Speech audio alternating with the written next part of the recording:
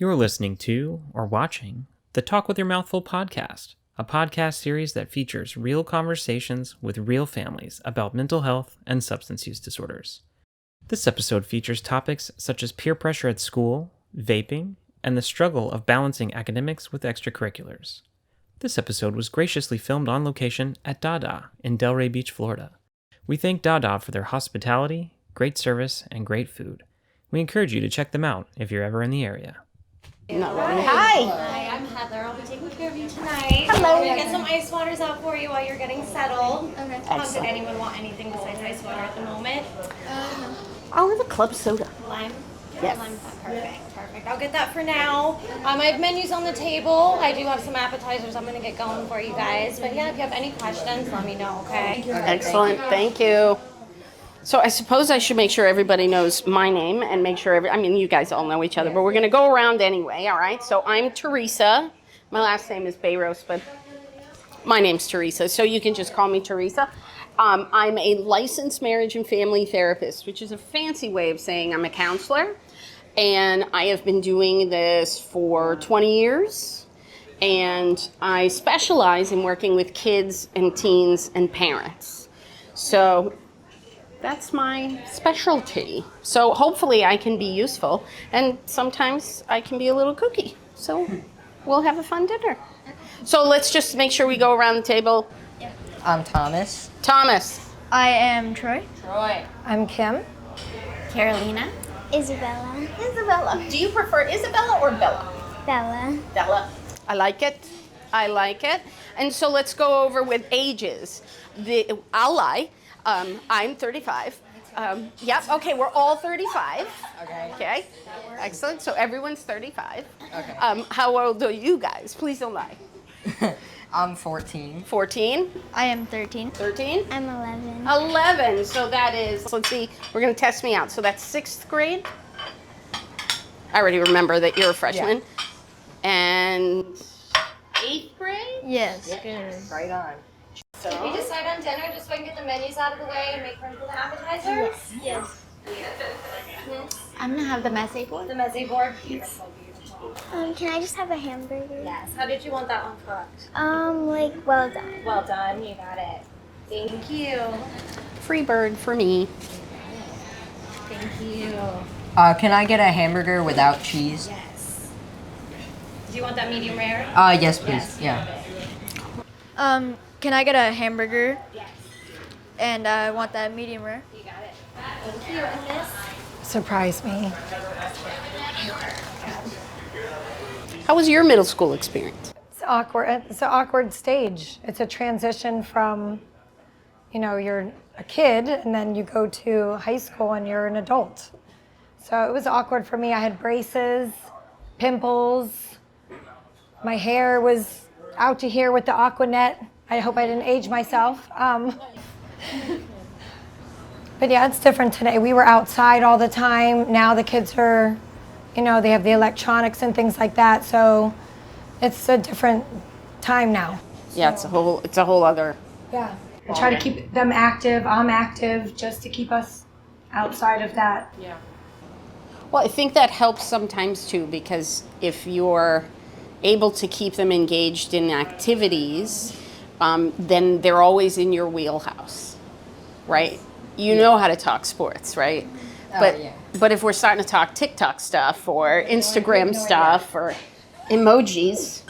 Neither do I. I don't really use emojis. See, I don't know either. I don't use them that much. I'm afraid to use them because what if I use the wrong one and somebody's mad and I said something I didn't mean? Yeah, I just use words. Yeah. Yes, and I'm just trying to spell them right. You have your own phone? Yeah. You guys have your own phone? Yeah. Everybody? Yeah. How does everybody feel about having a phone in school? It's kind of nice. I keep them in my pocket, so I literally can't lose it. It's impossible to lose it.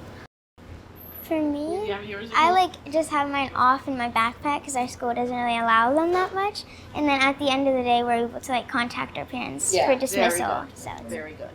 I like to hear that because I find it very annoying when I'm in schools and the kids are all on their phones. And I can say, put your phone away, and the teacher says, put your phone away, and the phone never goes away. Oh, yeah, that always happens. It always happens. Yeah. Part of what I think is important for us to talk about today is peer pressure, because I think middle school always has a lot of drama, right? And that carries over into the freshman year of high school. So how do you think the phones contribute to the drama? Social media. Yeah, I would definitely say. social media related sites. Stuff like that, yeah, like Twitter, Snapchat, Instagram. Oh, and the TikTok challenges? Don't even get me started. That's an all-time low right there. They're terrible. Yeah, last year, people were like, the principals and all the teachers were saying how like this time there's no phones allowed or they'll confiscate them. Kids doing TikTok challenges and like teachers couldn't really say no because they didn't have policies, so they just said no. Like you could have them out, you just couldn't really be using them. Yeah. But like from what I've been hearing, you can't have it out at all. That's So times have changed from 2 years ago. Look where we're at now because of everything going on. well, those TikTok challenges were starting to get pretty like disturbing. Oh, Stealing things. I think there was one about like hitting teachers. And I thought, my gosh. Yeah. There was one really stupid one where it's called the Skull Baker Challenge, and there would be 3 people, and the person in the middle would jump, and the 2 people on the side would kick the feet under them. Oh. Yeah, it literally broke skulls. It's not. It's not good. See, I think one of the things that gets difficult when those are the things happening is that what do you do if you're walking down the hallway and a bunch of kids are doing that? How comfortable are you saying you shouldn't do that? And how many times will you say you shouldn't do that before you say, I don't know, I guess I'm not going to say it anymore? It's hard to tell somebody else they're breaking a rule. Yeah. Yeah, I feel like, yeah. And I think that's what peer pressure is about, right? When we run into, I know what the right thing is to do, and I know we shouldn't be doing that, but I don't want to be the mom in the group. I don't want to be the dad in the group here. And then what if they turn on me? Have you ever had that happen? Not really. I think I like try to make close friends that really won't do anything. See? So I don't have that many. Like I'm not one of the kids who like. I actually have one of my friends is from my elementary school. So That's nice. yeah, it was like the first day of school was way less stressful because I Yeah, so you had I your knew friends. someone. Yeah. Now, I don't know what peer pressure looks like for boys, though, because I wasn't a boy. So I don't know. And I think it can be a little different. We have all the peer pressure that we end up competing with the girls. Who has the best hair, who's got the best outfit, who gets to wear makeup before everyone else, right? Yeah. Are your friends all wearing makeup yet? Some of them, like it's like half. Okay. Does your mom let you wear makeup to school? Like it has to be very little, like maybe some lip gloss, but it can't be like Nothing flashy? I don't know. Okay. Yeah, I like that. She's a dancer too, so she knows what she's doing. That's right. You're a pro. She's better than me. Oh, well, then, do you do mom's makeup? I have. Oh, before. that's awesome. She's going to have a YouTube channel or something. Oh, yeah. Are you going to do that? Maybe. Now, how about for boys? What do you think is... Tell me what peer pressure is like for boys. Well, I mean, we haven't really experienced too much of it, but I feel like it's when you're making a decision. It's kind of influenced by who's around you. But it doesn't really consist of many things different from what girls do. Yeah. So the research showed that during COVID, the rate of substance use among kids went down. And so, of course, we think that's because they weren't hanging out with their friends, right? So there's no peer pressure. But what we found was that substance use rates among adults went up. Wow. Went up. What do you think that's about? Maybe like more like depressive thoughts, I would say, because they're more confined to one place. They're not out doing things. They're probably like building up stress. And some of those emotions are probably getting to them, so they probably decide to smoke or drink alcohol. Yeah, like they don't have a different type of Yeah. coping skill. I like to think, what do you think that's about? I think so too. Yeah. I think they don't know how, didn't know how to cope, so they went right to, I feel like it's mostly increased with extroverts because they can't, they just want to get up and do Oh something. yeah. COVID was hard for us extroverts. For me, I like doing things. I'm always busy. So Oh, it she was hard always to- yapping about like, oh, we could have went to the beach and all that. Yeah. We would do outside activities. Yeah. And try And and she get works people to out go. like every day, so it was. That was difficult. I had to work out from home. Oh, but yeah. that was my outlet. Yes. Yeah. So maybe if you weren't able to do that, then Oh you yeah, have no, to I find would have other lost coping it. skills. I would have yeah. to find something else. Yeah. Yeah. You have to find something that's gonna Yeah. To kind of relieve some relieve of the that. stress. Yeah. Yeah, and I think some of it too is when you think about, adults make better decisions in groups because I think we brainstorm and there's always someone else who's more comfortable saying, well, I think this would be a good idea or that would be a good idea, and then collectively we can make better choices, whereas it's not that way with kids. Right. You guys don't make good decisions in groups. Yeah. You just don't. Yeah. I feel like over the pandemic, like kids found a way to cope with it because they had electronics, so like they could play video games and talk with each other on the phone. That could be good or bad because it could be excessive unless we had to monitor them. Okay, this is enough time. Let's step away and let's do something else. Get your mind off that. And let's go outside and play tennis in the street or Oh, that was fun. play cards or, just to try. I think it was also fun because you got to spend a lot more time with your family every day. Because Yeah. with me, I have school and then I have to go straight home. And then I have to usually go straight from school to dance sometimes. And then at home at nighttime, so I don't really get to see them unless it's the weekend. So Oh. yeah. Yeah, you noticed how much you missed them. Yeah. Oh. So that's the nicest thing I've heard about COVID. I feel like online school was so much easier. There was so much less stress. You got to relax while Really? learning. It was great. Yeah. They did good with online. Not all kids did. The only thing I found a little difficult with it, it was a little harder to learn since you would get distracted easily by things in your room, stuff going off, Terrible. And yeah, as you said, it would be harder to focus. I can't focus on anything. I'm a hot mess if I have to do an online class. Oh, it's terrible. I'm begging people. Please, can we do this in person? Yeah, it was sad because you were missing your friends too. I was my 3rd and 4th year, and I was supposed to go to Disney that year, and I didn't get to go. And then the next year, I was supposed to go in 5th grade. I was supposed to go to Washington D.C. Oh no, you missed the Washington D.C. Yeah. that was. I barely made it by a couple weeks. Oh, I was so lucky. Yes, you were very lucky. Well, you'll go someday. Yeah, we were planning on going soon, so. I like Washington D.C. It It's was very fun. Yeah, there was a lot of things to explore. So much yeah. to see. Do you like museums? Yes. Oh, they have a lot of them up there. Yes. My phone has 600 photos just from that trip. Yeah. Just Yeah, I have a all lot from from that. museums. We're here with the podcast being about preventing substance abuse. But what we know is you can prevent substance use and prevent the development of the disease of addiction through conversations.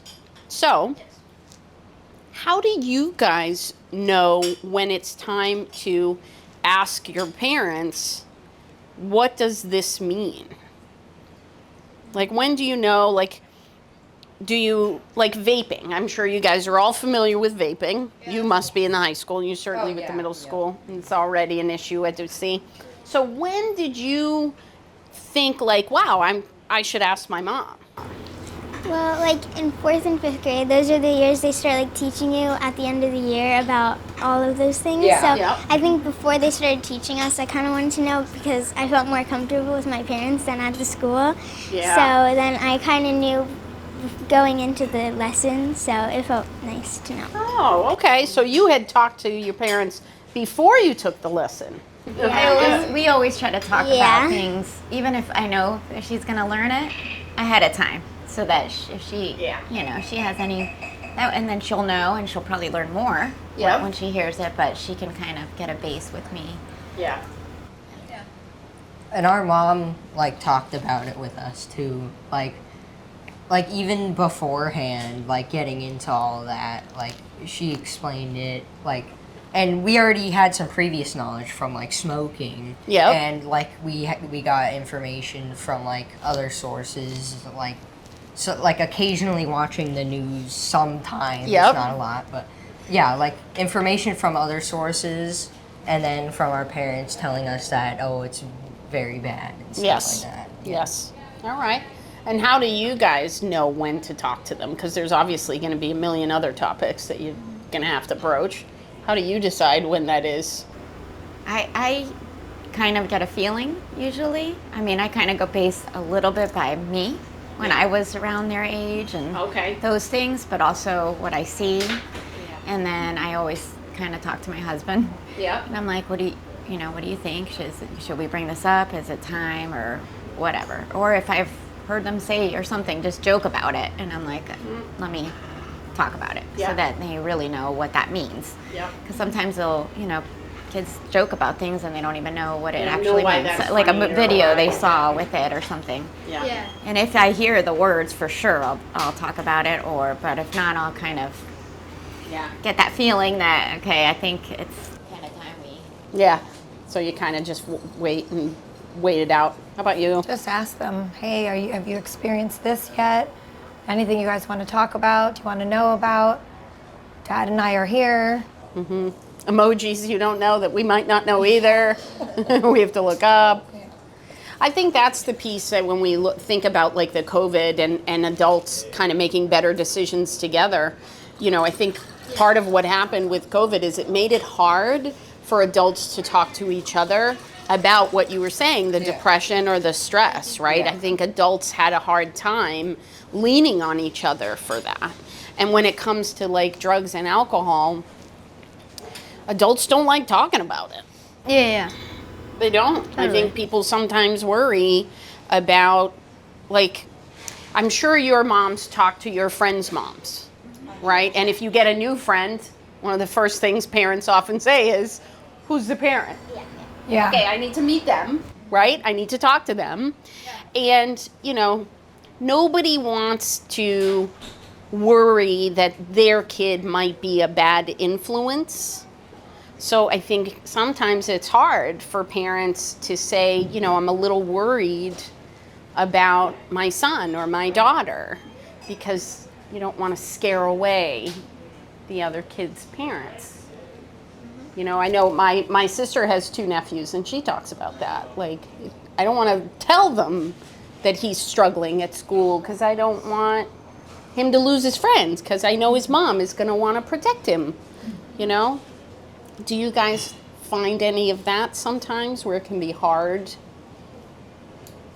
I mean, we have a pretty tight. She's one of my best friends. You guys are tight. So in it's that a good regard, group. it's very like we're almost like family. Feels comfortable. Where it's nice to have that. I know I have siblings, and they might not have all that. We have each other. We go to, but I would imagine that yes, that if that was something, it would probably be hard. But thankfully, I think that's why, friendships, which I encourage them to have those close friends that are behind you. Mm-hmm. You have that. It's a special thing to have, and it definitely makes parenting so much stronger. So like, Kim, what do you think about this? Whatever. Just feed off each other. And I don't feel judged by that, by at least my close friends. Like, what has been the scariest part for you with him going to high school? The unknown. Especially because it's like a public school. And there's a lot of kids. It's 3,000, 3,300. That's over 700 kids a class. Yeah. 800, something like that, yeah. Did you notice a change in your friend group from middle school to high school? Research shows that, like, for boys from 8th grade to high school, 7th, 8th, and 9th grade, boys experience major changes in their friend groups. Like you guys just kind of grow out of certain things, and someone, you know, grows out of baseball cards and now they're more into girls, or now they're more into computers, and someone else is done with video games and wants to play sports. And, you know, boys experience this major shift. We don't have that problem. We as girls have the other problem, which is the drama of that girl at that table saying something mean because she doesn't like that girl at that table. We have that drama. But the boys don't have that. But you didn't see too much of that. Not too much yet, no. Good. Yeah. Good. I'm glad to hear that. Just to prep you, that's entirely possible. Yeah. It can be a little upsetting because sometimes that I remember, like, you know, for me, and you guys can share when it happened for you. For me, that happened when I went from high school to college. My friends just changed. Just changed. You know, I was still more focused on my studies, and a lot of my friends got a little more interested in partying. Yeah.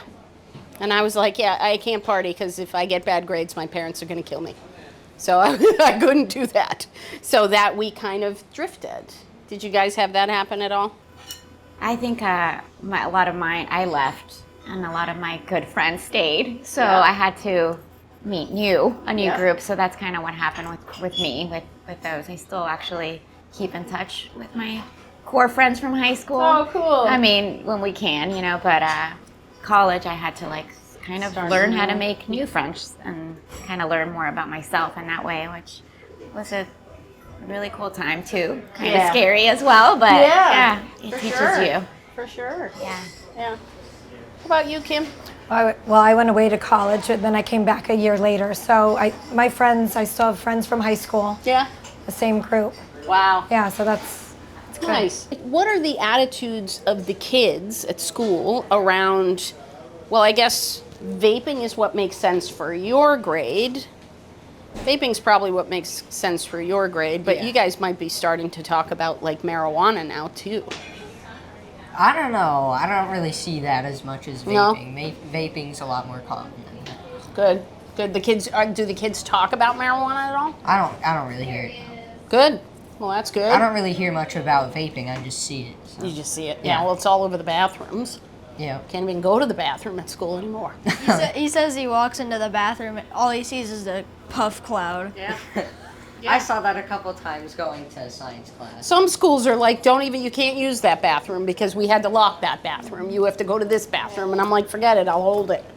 But see, when I went to high school, and I'm sure when your moms were in high school, kids were smoking cigarettes. Oh yeah, that was popular. Oh, at my school, my school is pretty old, but they used to have a smoking section out front of the school.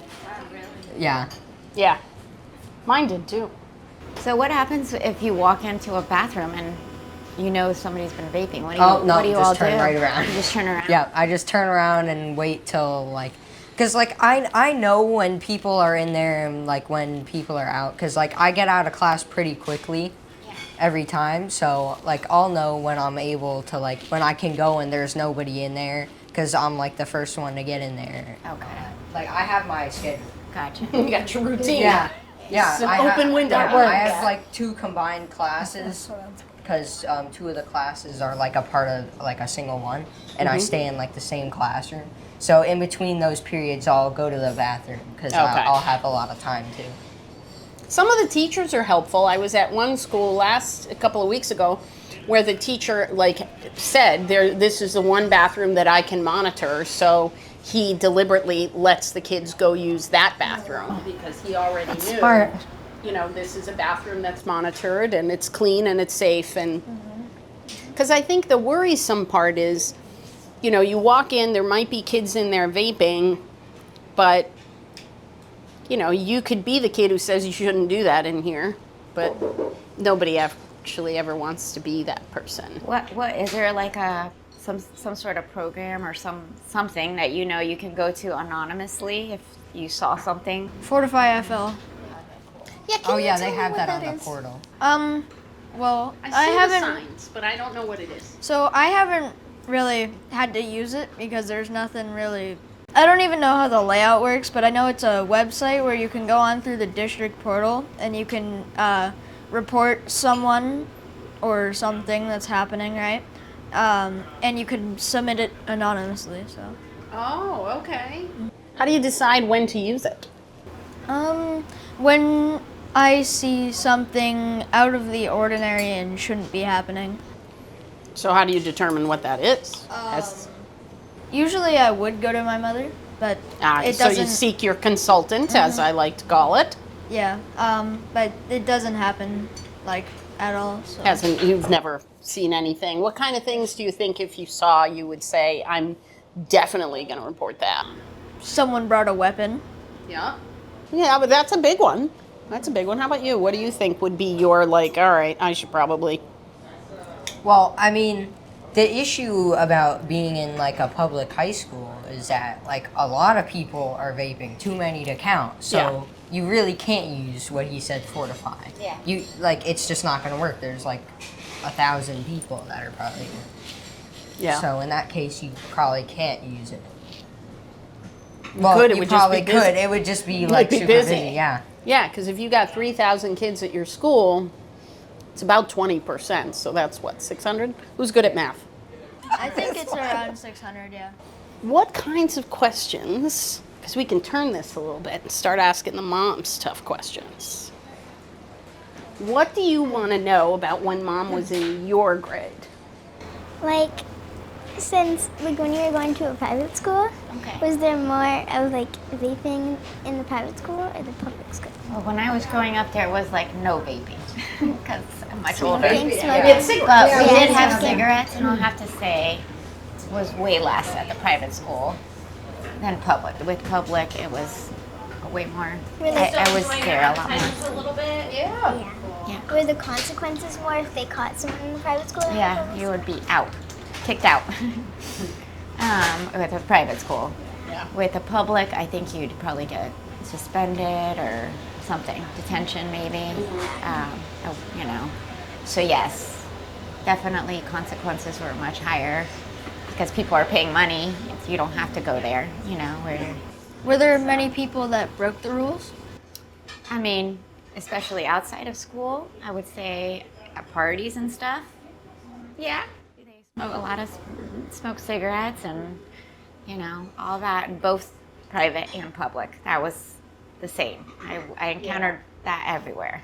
So Yeah, that was my experience in high school too, is, you know, whether it was a public school or the private school, you know, the kids were, I actually thought that the kids that were at the private school in my town were using more drugs and alcohol because the crowd was so, I mean, it was just a smaller group of kids.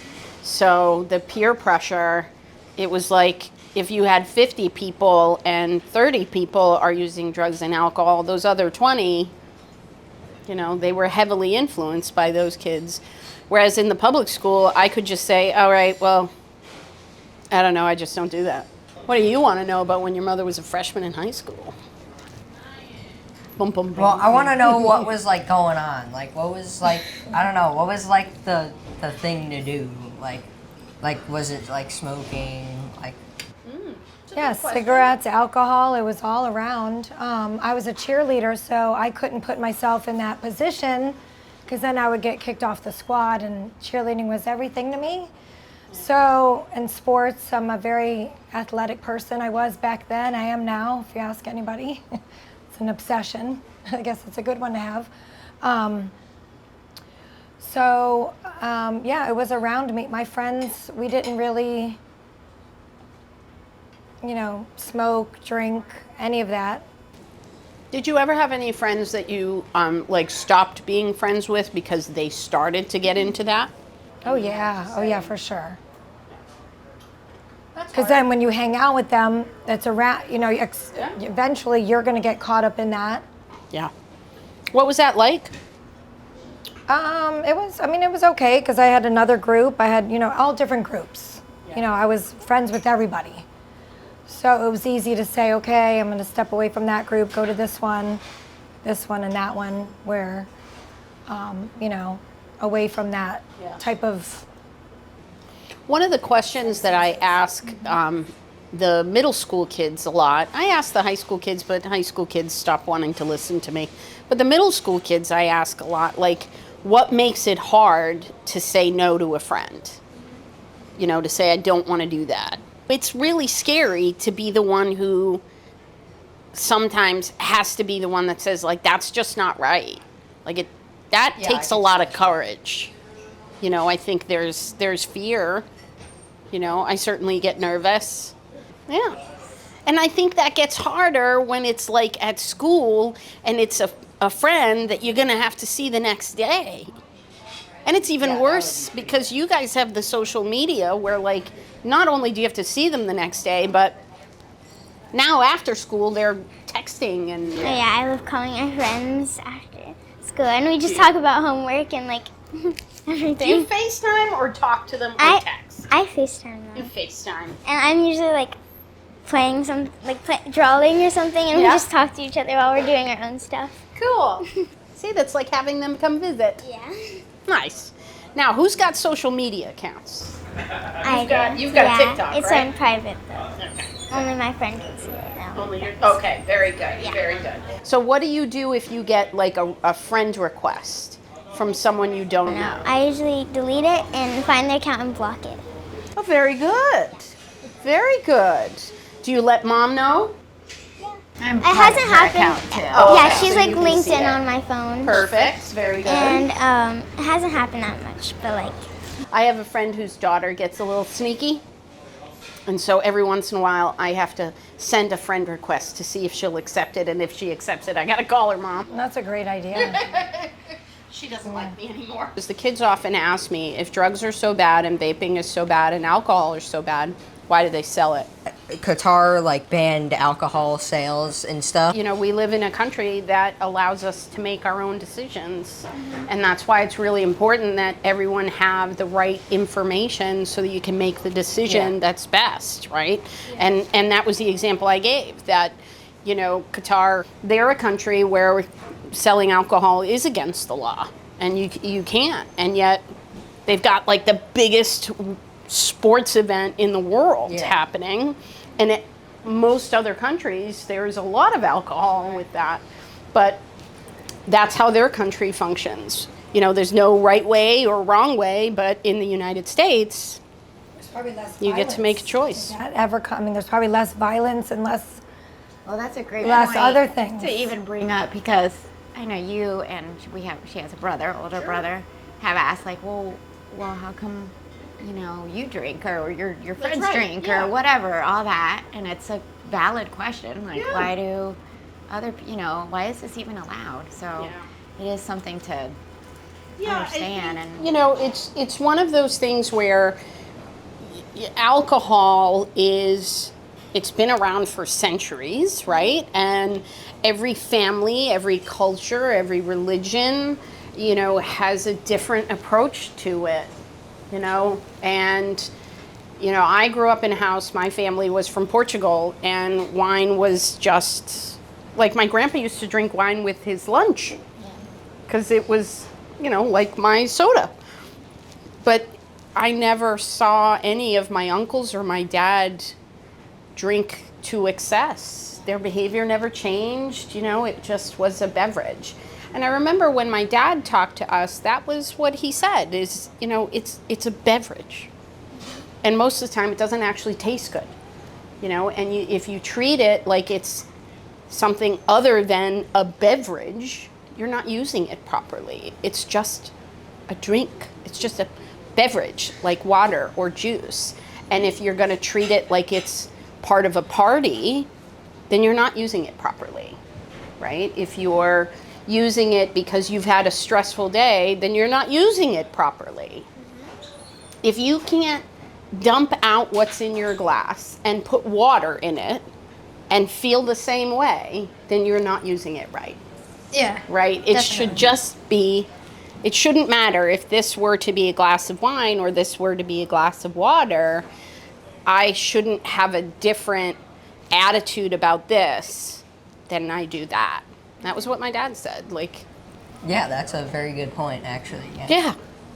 Well, then again, obviously, like, you could have preference over which beverage. And exactly. You might prefer how the red wine tastes to the apple juice, but if you're just having it because it's what you like drinking, then when you're done with it, you're done with it, and you don't need more. Exactly. You know, and it doesn't feel like that's what you have to have. It's just what is there. Yeah. You know, I think it's important to kind of consider how we think or feel about something. Yeah.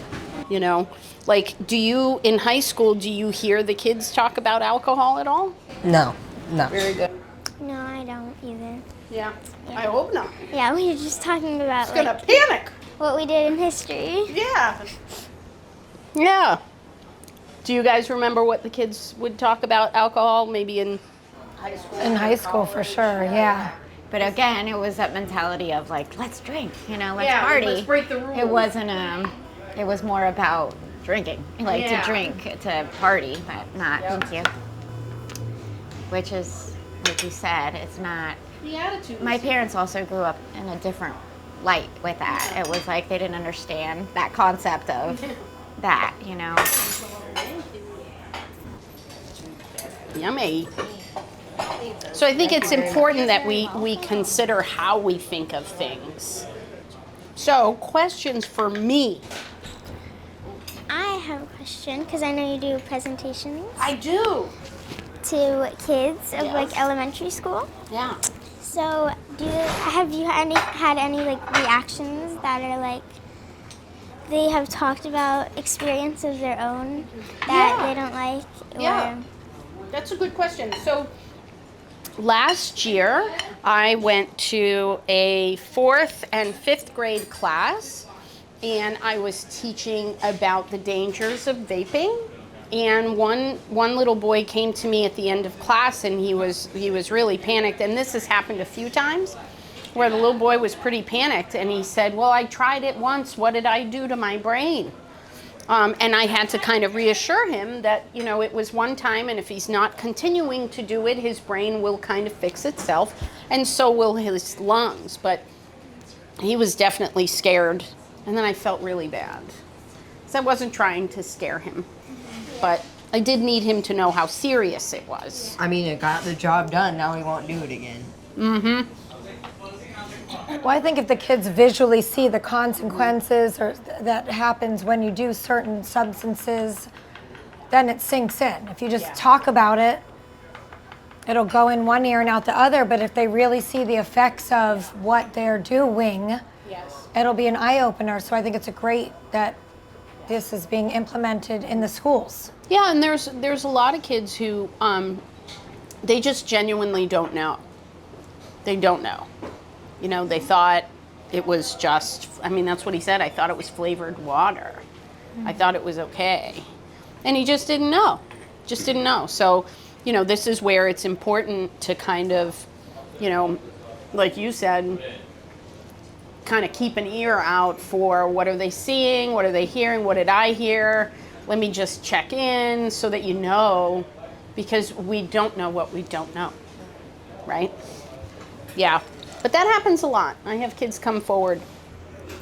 Sometimes kids, I think, are worried about siblings too, that maybe they do it, and then they're like, well, what do I do if my older sibling's doing it? Like, I'm scared for them, but I don't want to rat them out. They're my, So, that's a hard thing. It is a hard thing. Or if you have a friend that you care about, that it might be doing it, and you don't want them to do it because you know how bad it is. Like, what do you do? Yeah, it's hard. What do you think your friends would say if they were doing it and you were to say, you shouldn't do that, it's not good for you? It really depends on the friend in our relationship, but let's say it was like a really close friend that they trust a lot with like my opinion. I think they would be like, okay, I didn't know that.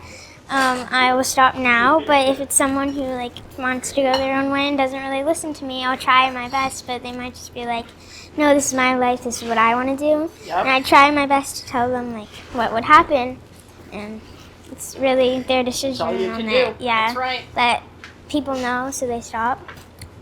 It's the hard part when you have to let people make their own decisions, even though they're making one that's probably not a good one. How's dinner, everyone? Oh, it's great, yeah. Awesome. Delicious. Is there anything else I can bring over? I'll get some more ice water for a moment, but do you need any more ketchup or anything? So you guys need ketchup? Yeah, probably. I'm good. How's the burgers? Very good. Yeah, the food's delicious. These are really good. Getting crab cakes. Yeah, see? That was a surprise. Surprises are always fun. That's how I like to do it. More questions for me. I love answering questions. I have another question. Okay. So, like the younger kids that you teach, Yeah. do they like ask more questions than the older kids because they're more confused? Ooh, that is a really good question. Let me think about that for a second because I go into 4th grade, 5th grade, middle school and high school. I think that would be a really good hypothesis right there. Is that the younger kids tend to ask me more questions. The older kids, I think what they do is they won't necessarily ask me a question. They'll try to kind of challenge what I say. They'll try to find a way to say what I'm saying isn't true. And every once in a while I'll have someone while I'm talking use their phone to check what I said. And then they say, well, that's not what this says. And I say, I know that's not what that says because that's not where I got the information. Go to this place and you'll see, right? So I always talk about, I'm sure you just did a research thing, so you know about .gov, .edus versus .coms, right? So Well, even my teacher says like try to stay away from the governmental sites and like try to use like edu edu is better. Yeah. Yeah. edu is better.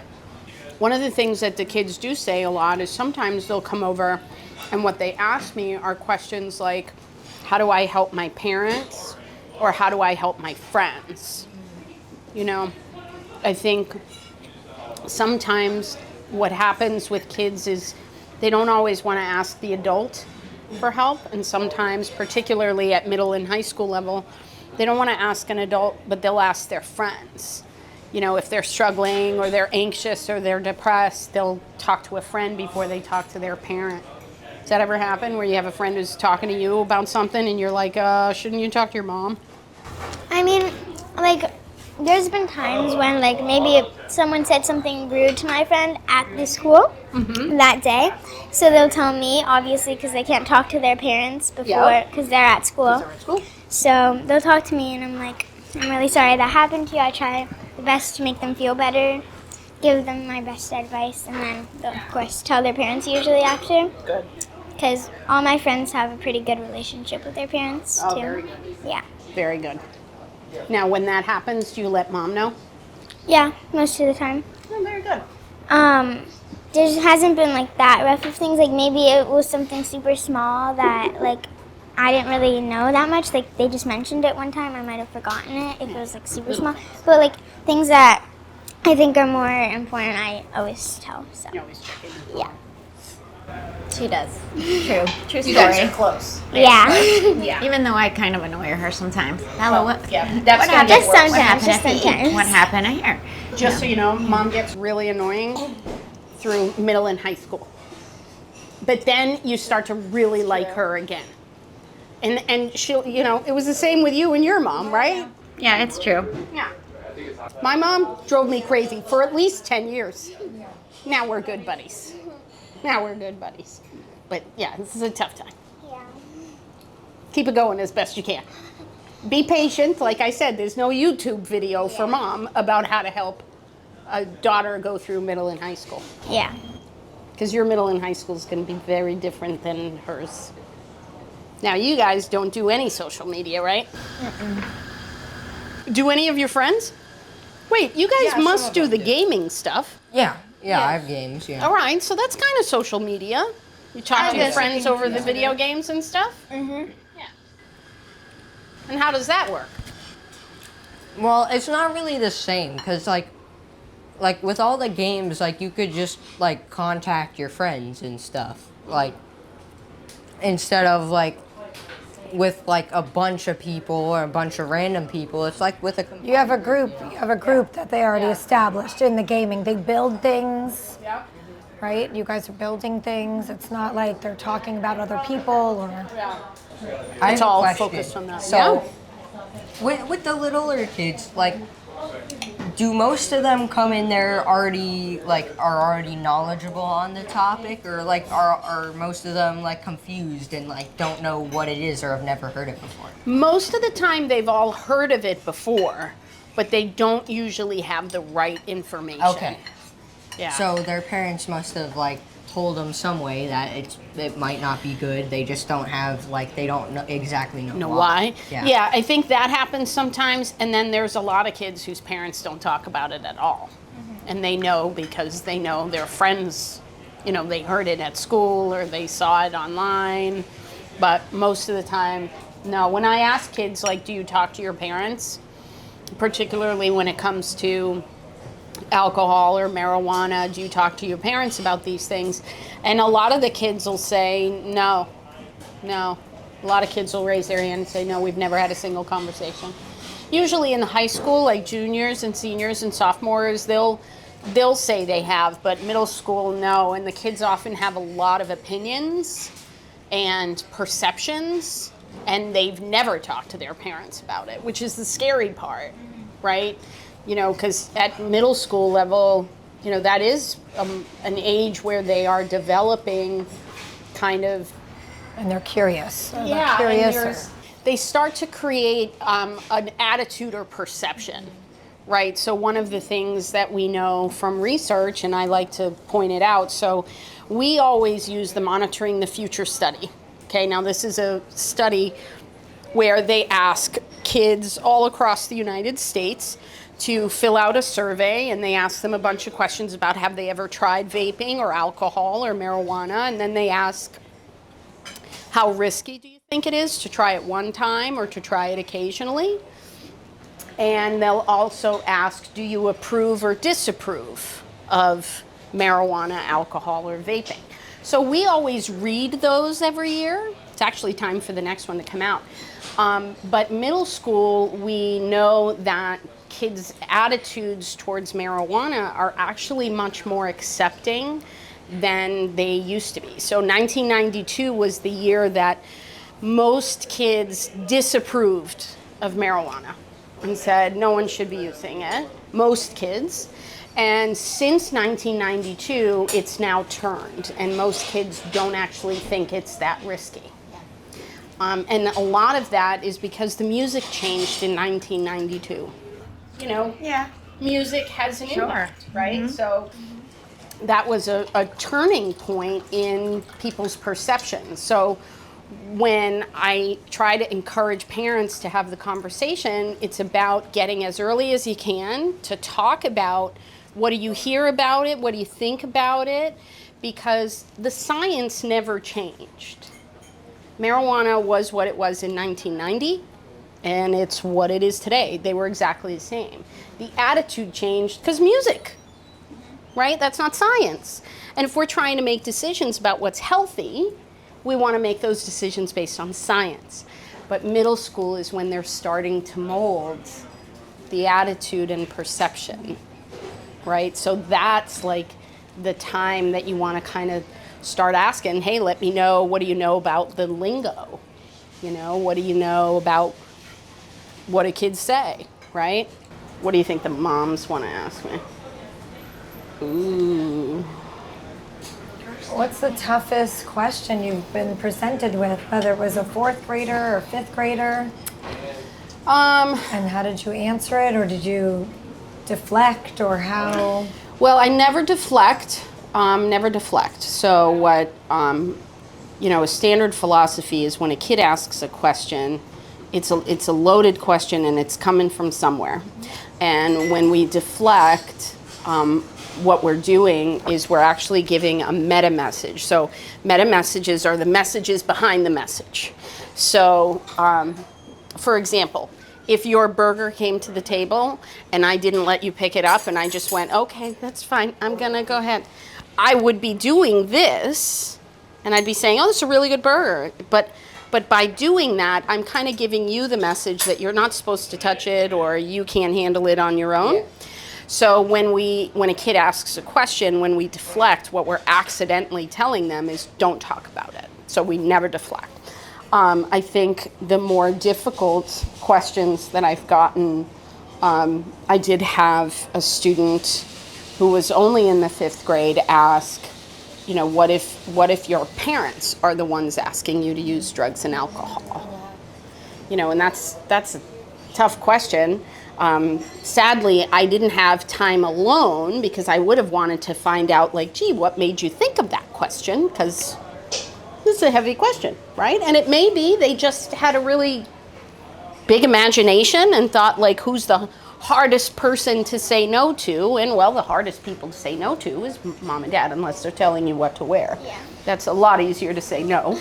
But for big things, so, I think I answered it by talking about how hard it can be to say no sometimes, particularly when we are really worried about how that person feels about us. So, I said, I think the best thing to do if that were ever happening, I would want a kid to talk to either a teacher or a school counselor or a grandparent or an aunt or an uncle or someone that they felt could help have a conversation with their parents, right? That I think was the hardest. I think some of the other more difficult questions are kids who, they say, I'm worried my mom or my dad drinks a lot or they smoke, and what can I do to get them to stop? And the answer to that is nothing. And that's a tough answer to give, It's kind of like you said, you do your best, but people are going to make their own decisions, and that's hard when it's your mom or your dad. Yeah.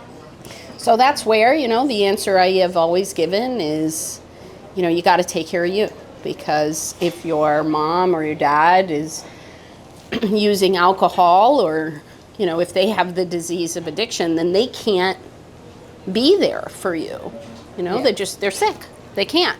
And so the best thing you can do is make sure someone else is there for you. So talking to people and making sure an aunt, an uncle, a grandparent, a teacher, a counselor, knows when you're hurting or you're upset, because then those people will make sure you have what you need.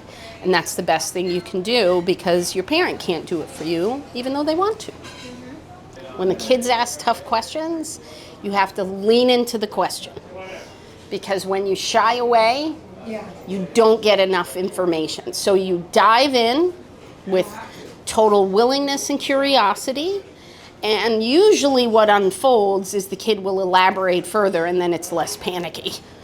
I mean, kids aren't terribly eloquent sometimes with difficult topics, so you lean in.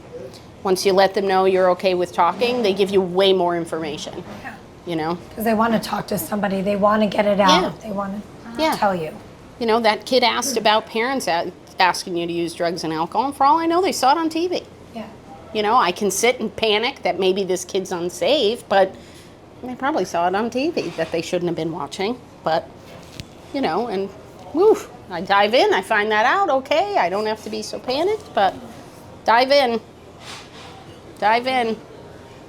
Turns out everything difficult in life, you might as well just dive in. Be brave. Yeah. Be brave. I would ask you, as our kids get older, or even if we have friends, what's the best way to keep the communication going? Because it's not all, you can't just be like, what have you found keeps relationships open? And the best way to keep, or to tell even a friend that's having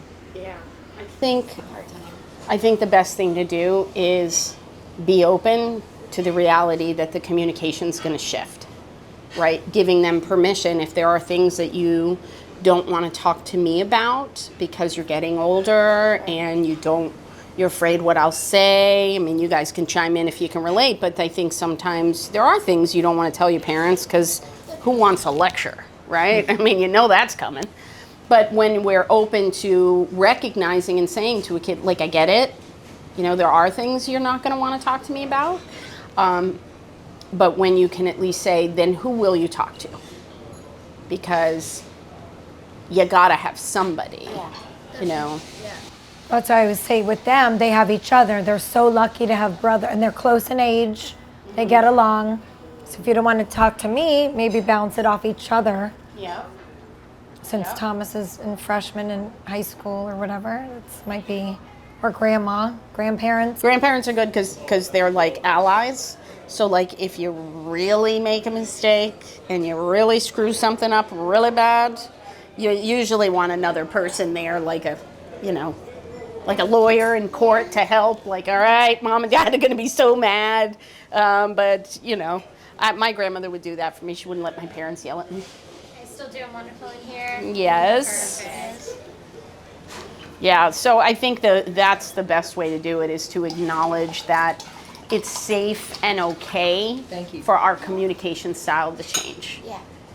And I think when we validate that, it makes it easier for like the journey to go. Because what I find is some parents will hold rigidly to, no, my kids and I are really close, they tell me everything. And, kids don't tell their parents everything. Shh, we'll keep that between us. But when the parents rigidly hold on to that, the kids are still not telling them anything. And because the parent is so rigid about that, they don't even feel safe and comfortable coming back around. Because if the parent is believing, we're tight, we're close, they tell me everything, the kid knows that's what a parent wants to believe. And so if the kid has gone off and not told stuff, if they come back around, they have to blow that whole image up. And no kid wants to do that to their parent. So when you say, I would like us to always be close, but I understand we're going to drift, then the kid knows, okay, I drifted, I can always come back. But when you're too rigid, they don't feel permission to come back. Yeah, that makes sense. Because when they come back, you're mad, right? Because that's what happens, because I'm coming back, but now the answer is, I thought you told me everything. So just being open. Like, if it's not me, just make sure you're safe and try, like you said, talk to somebody else or research, at least do something. Yeah. Know that I am here, but I'm here, but I get it. That It may changes, not but it's always scary. be me. Honestly, as a parent, that's the scariest. So that would be my number one question is, what have you found that holds that bond as long It's as being possible open together? to, it may not, be open to the fact that it's going to shift, but always, make sure there are other consultants, that we gotta always have the adult. And that might mean that you kind of tag team with, here's, if your kids share with you, it's my aunt, she's the person that I would go to. Well, great. Then you and the aunt need to connect with, okay, there are some non-negotiables that I need you to know, I must know. And then let the aunt be the one who says, okay, listen, I can't keep this from your mom. So that if you're going to someone other than mom, you want to know when that person's going to say, you know what, Bella, I think we need to tell mom. And you can say, no, I wouldn't have told you. And they would say, well, we'll tell her together, right? Or we'll only tell this part, because that's the important part. So that's what you want to promote. Which, by the way, if you ever want to get a therapist for your kid, that's the philosophy, is you want a therapist who's willing to keep your child's confidence, but also be clear with the kid about, listen, there's some stuff I got to tell your mom. I tell kids this all the time. What we talk about will stay here, but there's going to be some things that, like, I got to tell your mom, and I'll never tell her until you know. So if I feel there's something, I always say, this is something we got to tell mom. And they sometimes get upset, but I say, okay, well, maybe we won't tell her today. Let's talk about it. We'll talk next week and figure out what to do. And then we negotiate it. Yeah. Middle and high schoolers right now have very extreme levels of depression and anxiety, or at least they feel they're very depressed and they're very anxious. What do you think that's about? For me, Yeah.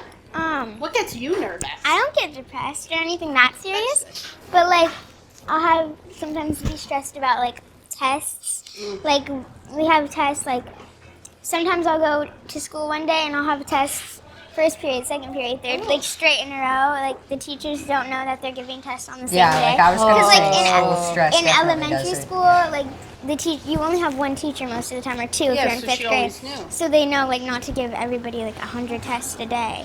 But in this school, it's kind of hard. The other thing I get anxious about is like pop quizzes that have nothing to do with what we learned. I'm like, oh my god. I'm Pop so gonna quizzes fail. just made me panic. I know. That and every time I forgot to do my homework, which was like at least 3 times a week. Yeah, it's mostly school. That's the stressful thing. Another stressful thing is when your teacher gives you like way too much homework. Like there always is a day when all your teachers decide to give you a big amount of homework for no reason on a random day, and it happens to be the same day, and then I'll dance.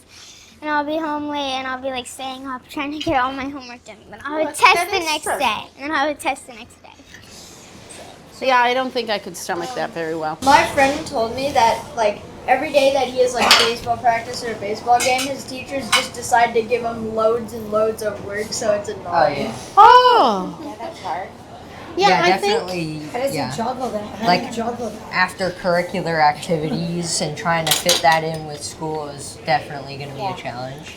You know, for when some I was a kid, you know, I don't remember any of my friends being as involved in things as kids are today.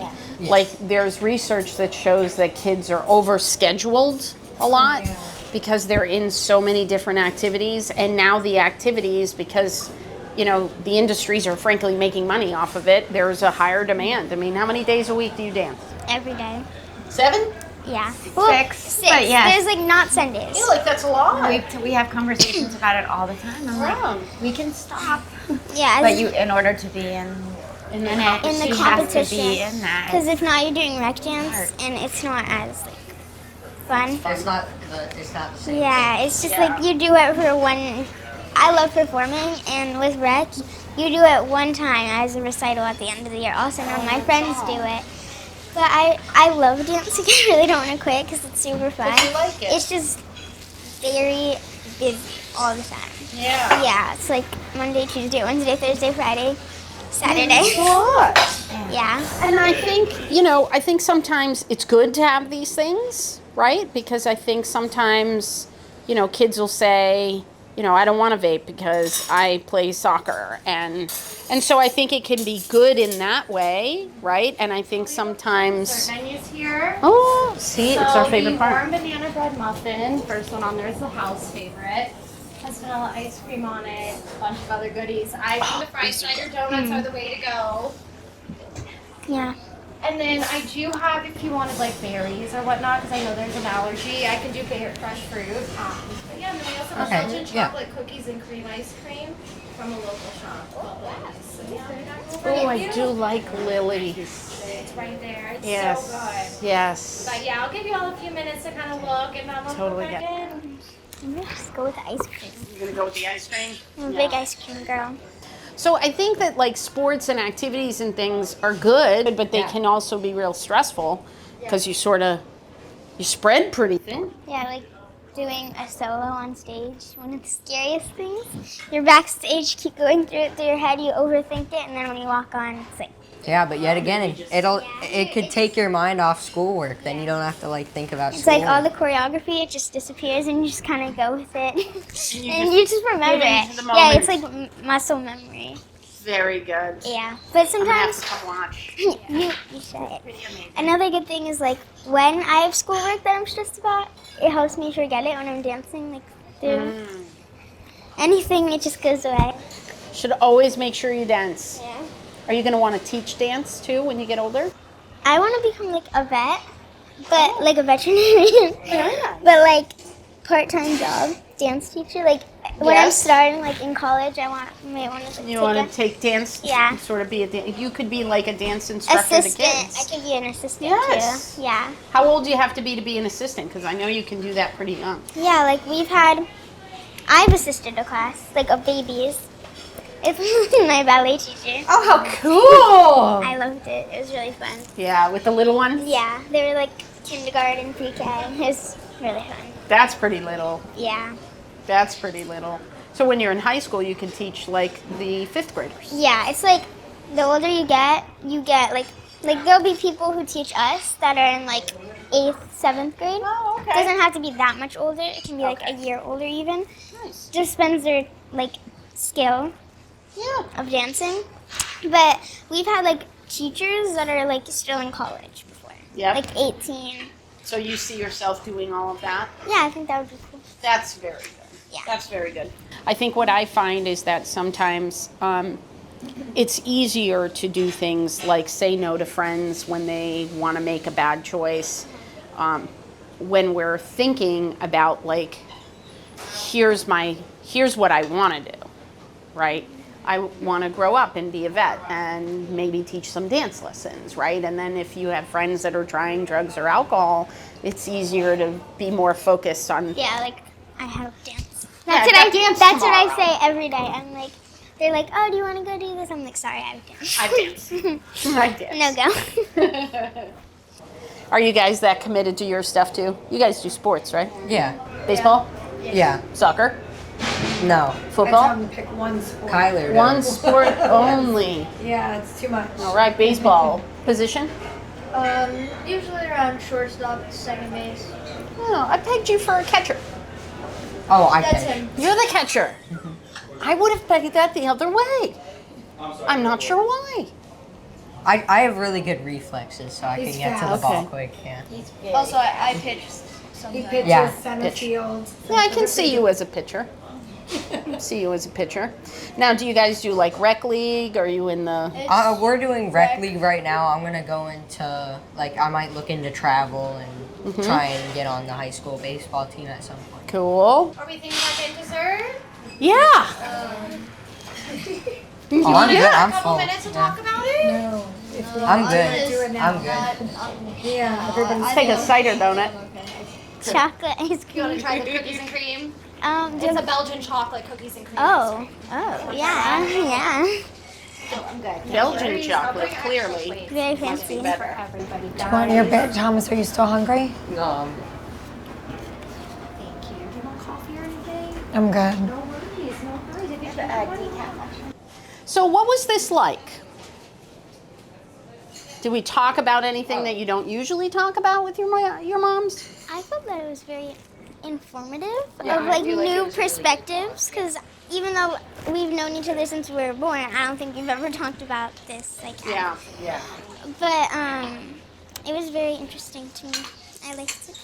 Excellent. I'm glad to hear that. Yeah, I know. Like, this is the first time we've really, like, gone into depth about it. Yeah. Really had to delve into it.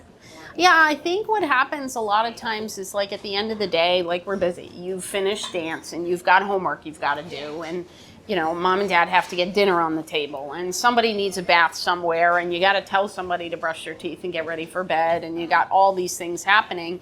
And, you know, I think parents want to know what your life is like at school, but, you know, you don't always know what to tell them. So how was school today? What's the answer? Good.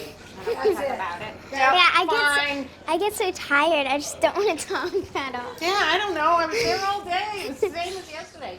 You know. So, like, always the same. Boring as usual. But there are things that happen on a day-to-day, right? That you know, parents want to know what's it like for you, and you may not think to tell them. And so, like, dinner is a really good time to kind of think about, hey, what was something interesting that happened at school today? I forget everything that happens at school unless it's something big, so that's why Yeah. it was good. But like, let's say I got like an award, or I was like very happy about something, I'll always say it. Yeah, there's always something we want to brag about. But there's usually something we're like, oh, geez, Yeah, if let's there's pretend that didn't happen. Like, let's say my teacher was like did something that I was like, I'll tell her. I was like, Yeah. I'm very pissed off with this teacher right now. Yeah, I would have those conversations with my mom all the time. Now, do you guys have dinner together every day?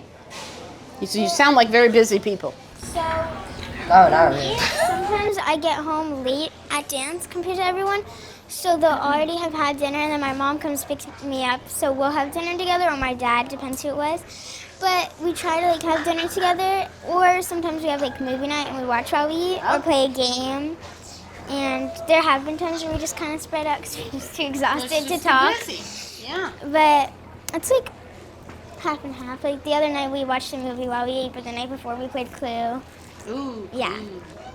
I've been obsessed with it recently. Really? Because I played it in Orlando with my cousins over Thanksgiving break. Yes. And now I'm like, we have to bring it back home because we hadn't played it in such a long time. And it's all the strategy involved. Like, watching people put down their answers gives you so much. Do you like to play cards? Yeah, we play poker sometimes, like 5 cards. You have chips and everything Do there. you? I like to play hearts and spades and high-low jack. Bet on who gets the last cookie. Bet on who gets the last cookie. Well, so I think what I hope this has been helpful for you guys is that it can be difficult to have these conversations, right? You never quite know what mom's ready to talk about, or, you know, oh man, is this going to turn into a lecture? Because one of the things that's hard to do with grown-ups is get us to stop talking. Once you've asked something that makes us nervous, we feel like we need to give you all the info, right? Like, okay, I got to cover this and I got to cover it right now. So, okay, here's what you need to know about vaping, and I got to get it all out. And kids sometimes get overwhelmed. Yeah. Like, okay, I just wanted to know what that emoji was, right? Like, that's all. I didn't need the big lecture, and I need to get back to dance, or I want to FaceTime my friends, or I'm like in the middle of this level, like I want to move on. Yeah, I didn't want to know where it originated or where it came from. Yeah, I don't need all that.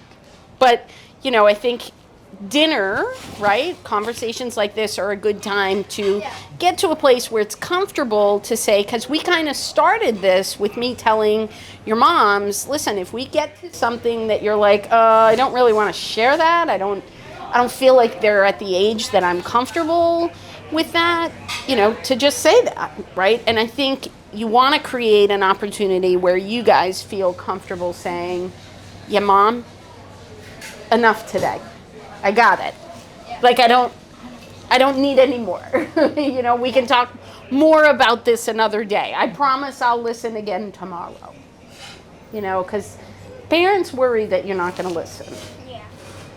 And that you didn't hear them, so they repeat themselves. Yeah.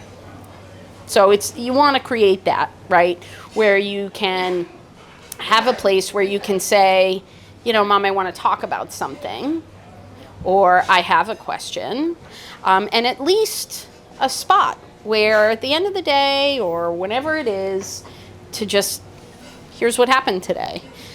Because, I mean, it was only last week that we were in high school. Yeah, You it know. seems like that for real. Yeah, it was last week. Yeah. And yet, you know, you walk into a high school and man, we're not in Kansas anymore. So, it's, you know, conversations are where parents get kind of a window into what your day looks like. You know, because I think, Kim, you had said part of what's so scary about him being in high school is the unknown. Yeah. And you are literally the only person who can help resolve the unknown for her. Yeah. Scary. I think because he's focusing on academics and he hasn't really dabbled into the baseball crowd, the surf club, or any clubs or anything like that, because he's got a loaded schedule. So I didn't know how he's gonna handle it. So next year it'll be easier. Yeah. So that maybe next year is when. Yeah, when that there's will be be- a little bit yeah. more of the, like, Right. because you know it's coming, right? The Yes. relationship stuff, that. and, you know, how am I supposed to ask someone to the dance? And somebody asked me to the dance and I don't want to go with them, and how am I supposed to say no thanks without being a jerk? You know, like, all of that is still coming, right? And she's got visions in her head that are really scary, you know, and so does your mom. Like, oh my God, what's going to happen? And you guys are the only ones who can shed any light at all. Yeah. Definitely. Can you tell when your mom's nervous? Yes. She doesn't get nervous very often, so I feel like it would be pretty easy to tell. She'll just like tell me. She'll be do like, tell I'm her. nervous about this. I'm like, I'm sorry, I I'm can also, freaking out right I now. can also like tell in her eyes. Yeah. Do you feel like you need to fix it for her? Yeah, I'll be like, what's wrong? Mm-hmm. But usually she'll just go out and say. Yeah. She never needs you to fix it. No. She never needs you to fix it. Ever, ever, ever. It's nice of you to want to, because that's what we do for people we love, but they never need you to fix it. Just like you don't need her to fix it when you're nervous or scared. You know how to be brave. And she's there to cheer you on. Yeah. It's the hard part, right, in a family, is that, you know, you love each other and you don't want to hurt each other. And so you don't want to ask mom questions sometimes because you know she's probably going to be scared and panicked, and so it's fine, right? That's what kids tell me a lot. Like, I'm not doing drugs. I know my friends are, but I don't want to tell my mom because she's going to freak out, you know, and so they don't, because they're afraid that their parents are going to be upset, you know? And they say, well, I know I'm not going to use it. I just won't bother telling her, because why tell her? She'll just be scared and I can't fix that. So the best thing you can do is have these conversations where you get to talk about, hey, I know how you're feeling and you should know how I'm feeling, right? Yeah. Like you should say to mom, all right, mom, you look nervous and I want to make it better for you. Yeah. So she could say, oh my goodness, I got this. Yeah. This was fun. Yeah, it was fun. Fantastic. When am I going to your house? Let's come over for Christmas. Tomorrow you can come over. I'll make some Oreo pie and peanut butter cookies, and then afterwards you can come to my dance competition. Oh, excellent. When is the next one? February. Oh, that's nice. This tastes like my pie. It tastes like your pie? Is Yes. it better or not? It can't possibly be as good. I mean, I love my pie, but this is more refreshing because it's colder and creamier. But Oh my God, that is really good. Wait, what is that? So, it's essentially a plain donut that is made with apple cider. So it has like an apple-y flavor. Yes. Very good. it's so good. It tastes like her pie. I love it. What is this like for you guys?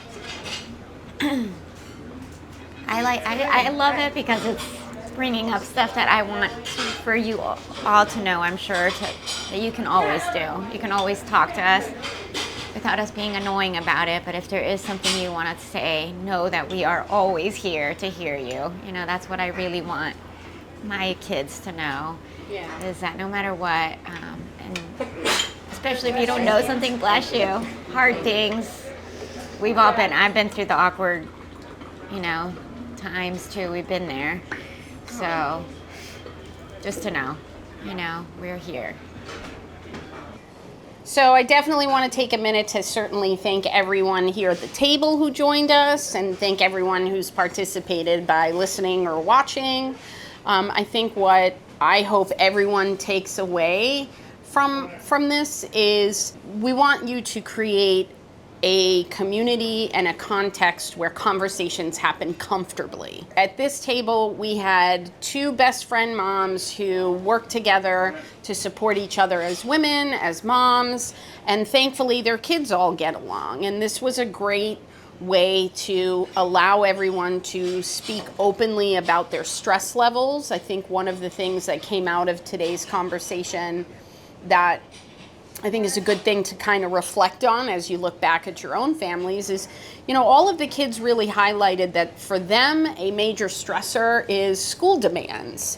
And extracurriculars are fun and great, and they can also add to that demand because now there's pressure on your time. And I think for parents, you know, remembering that sometimes you might need to be the one that says, we won't do that today because you do have a lot of homework and I'll take that for you, because it can be hard for a kid to say no to something they really like when the alternative is homework that's stressful anyway. I hope everyone can kind of see that the message, right, that loud message of feeling stressed about schoolwork really only came out in a really small piece of the conversation. But when you have regular conversations together, themes will pop out. So I hope you were able to enjoy our time together. I know I certainly did, and I hope if you rewatch, you might find more themes. Because sometimes, you know, we only catch what we see, and sometimes there's stuff everywhere. So thank you. Hi, I'm Dr. Suzanne Spencer. I'm the executive producer of the Talk with Your Mouth Full podcast. And I'm Teresa Barros. I'm a licensed marriage and family therapist, and I proudly star in our podcast. We actually had a really interesting two mothers who are neighbors, and their children have grown up together. And even though the fathers are in the picture, it was the mothers who were having this kind of sensitive topic conversation with their children. These are kids who know each other but don't talk to each other every single day. So we got to talk about things that they probably don't typically talk about with each other. They commented after the show. We have all these play activities together. We've never had a conversation about some of the things that go on with each other in schools. That was part of what we wanted to do with this podcast. I'm so glad to hear that, because the kids did get to talk with each other about, you know, the peer pressure in schools, how they handle seeing other kids vape. I loved hearing them share, like, oh wow, this is what makes me nervous. And most especially, which I think is what I noticed most in this episode, is they did have a chance to talk about how do they balance academic demands with their extracurriculars. And they got to talk about it together in front of their moms, which was just great to see. Yeah, and actually as part of this episode, we've also done a little report that talks about, you know, where has this idea of unstructured, just regular playtime gone? How do we balance academic demands and then, you know, all these extracurricular activities that families sometimes feel are necessary to be competitive in future education? Yeah. So it's a really tough balance. The other thing I thought was interesting is this idea of some families whose kids may be more sheltered and some families whose kids are informed. You know, I love them all the same, but these were definitely kids who've been very task-oriented and in all of their activities. So this was a good way to sort of compare this episode's kids to some of the other episodes' kids and kind of see one way isn't better than the other, of course, but it is nice to see the difference, because then parents can kind of measure as they look at their own kid. Does it seem like my student is savvy or a little bit more on the naive side? And then plan accordingly. And I always say, keep them as naive as you can for as long as you can. Thank you for watching the Talk with Your Mouthful podcast.